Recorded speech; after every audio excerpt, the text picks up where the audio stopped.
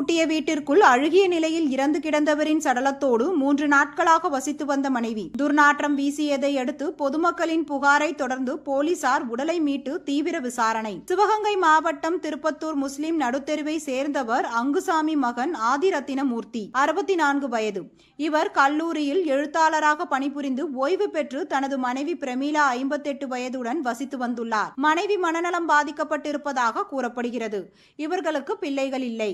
கடந்த 3 நாட்களாக இத்தெருவில் இவர்கள் வீட்டில் இருந்து துர்நாற்றம் வீச ஆரம்பித்ததை அடுத்து அக்கம்பக்கத்தினர் வீட்டை பார்த்தபொழுது வீடு பூட்டி கிடந்துள்ளது.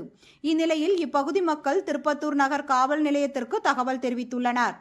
அதன் பேரில் சார்பு ஆய்வாளர் பாலகிருஷ்ணன் உள்ளிட்ட போலீசார் விரைந்து வந்து பூட்டிய நிலையில் இருந்த ஆதிரத்தினமூர்த்தி வீட்டின் பூட்டை உடைத்து திறந்து பார்த்தபோது அவர் கட்டிலில் அழுகிய நிலையில் இறந்து கிடந்ததும், அவர் இறந்து 3 நாட்களுக்கு மேல் இருக்கும் என்பதால் அழுகிய நிலையில் துர்நாற்றம் வீசியதும் தெரியவந்தது.